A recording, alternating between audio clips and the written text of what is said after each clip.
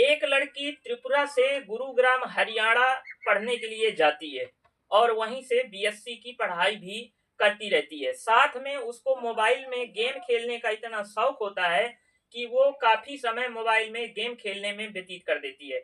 इसी मोबाइल में गेम खेलते वक्त एक लड़के से जो दिल्ली का रहने वाला होता है उसकी मुलाकात हो जाती है और मुलाकात होने के बाद में दोनों एक दूसरे का नंबर भी ले लेते हैं और नंबर लेने के बाद में दोनों एक दूसरे से फोन से बातचीत भी करने लगते हैं। बातचीत करने के दौरान दोनों इतना घनिष्ठ दोस्त बन जाते हैं कि एक दूसरे से मिलने का भी प्रयास करते हैं और कई बार एक दूसरे से मिलते भी हैं।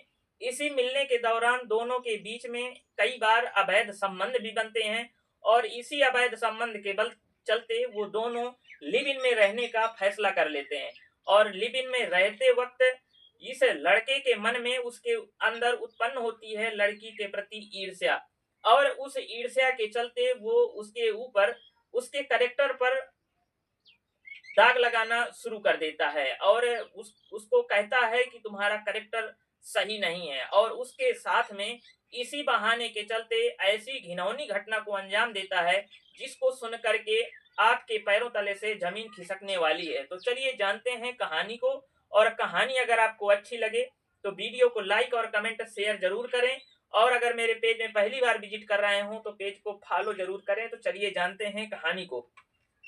पीड़ित छात्रा मूल रूप से त्रिपुरा के रहने वाली होती है और उसकी मां वहीं पर त्रिपुरा पुलिस में ही एक अच्छे पद पर नियुक्त होती है।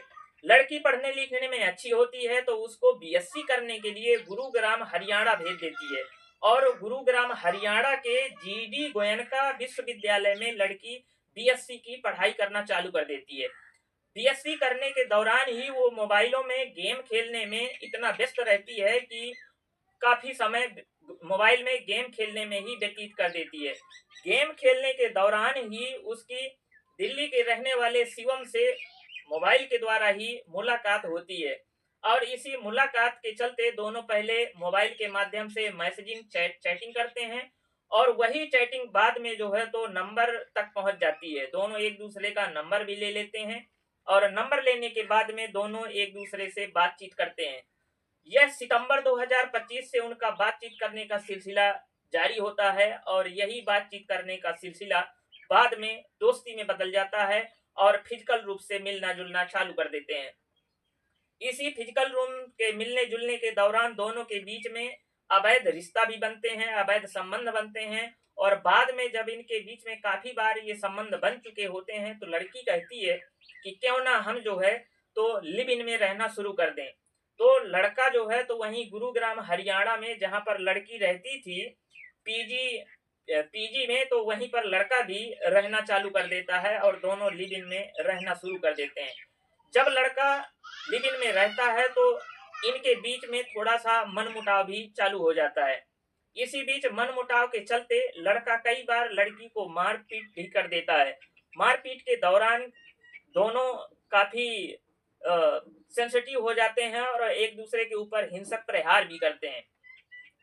लड़का अब काफी उसके ऊपर ईर्ष्या करने लगा था और लड़की के चरित्र पर भी उंगली उठाने लगा था। लड़का एक बार चाकू लेकर के उस लड़की के पैरों में कट मारता है, कई जगह कट मारता है जिससे लड़की घायल हो जाती है। एक दिन तो इतना लड़का गुस्सा हो गया कि मारपीट के दौरान उस लड़की के प्राइवेट पार्ट में सैनिटाइजर डाल देता है और सैनिटाइजर डालने के बाद में उसमें लाइटर से आग लगा देता है जिससे लड़की गंभीर रूप से घायल हो जाती है। इस समय शादी का झांसा दिया था लड़के ने और शादी के झांसा देने के बाद में ही दोनों जो है तो एक दूसरे के साथ रहने लगे थे।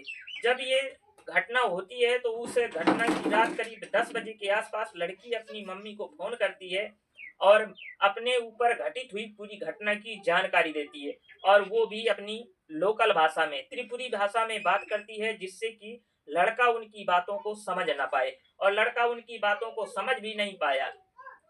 मां ने तुरंत लोकल पुलिस को गुरुग्राम हरियाणा की लोकल पुलिस से संपर्क किया और उनको पूरी सूचना दी। लोकल पुलिस तुरंत जो है तो पीजी पहुंच जाती है जहां पे लड़की और लड़का दोनों रहते हैं।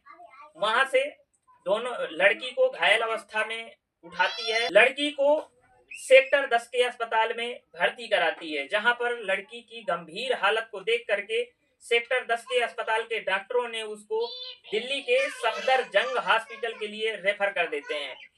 लड़की को दिल्ली के सफदरजंग अस्पताल में भर्ती करवाया जाता है, जहां पर उसकी हालत बहुत गंभीर होती है। पुलिस वाले उसका बयान लेना चाहते हैं, लेकिन डॉक्टरों ने उनको मना कर दिया कि अभी लड़की बयान देने के काबिल नहीं है, जब बयान देने के काबिल होगी तब आप बयान दर्ज करवा लीजिए। इधर जो है तो लड़का जिसका नाम शिवम था उसको भी पुलिस गिरफ्तार कर लेती है, और गिरफ्तार करने के बाद में उसके ऊपर केस दर्ज करवाने की फिराक में रहती है, और इसीलिए पुलिस बयान लेना चाहती है लड़की का, लेकिन डॉक्टरों ने फिलहाल मना कर दिया था।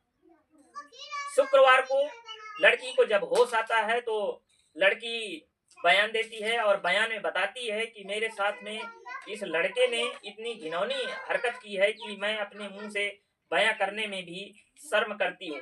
उसने बताया कि इसने मुझे जांघों में और प्राइवेट पार्टों में कई जगह चाकू से काटे, और मेरे प्राइवेट पार्ट में सैनिटाइजर डाल करके लाइटर से आग लगा दिया, यहाँ तक कि इसने अपना यूरिन तक पिलाया मुझे। जब पुलिस को ये सारे बयान मिल गए तो इसके बाद में पुलिस लड़के शिवम के ऊपर चार्जशीट दाखिल कर देती है और उसको जेल भेज देती है।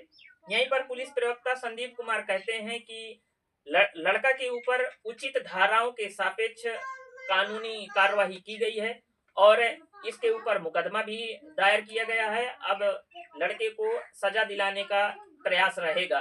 तो ये कहानी आपको कैसी लगी? उम्मीद है कि अच्छी लगी होगी। और आपका क्या कहना है इस लड़के और लड़की की लव स्टोरी पर? अगर आप लोग कमेंट में बताएंगे तो ज्यादा अच्छा रहेगा। और अगर मेरे पेज में पहली बार विजिट कर रहे हो तो कृपया पेज को फॉलो सब्सक्राइब जरूर करें। आपका बहुत बहुत धन्यवाद।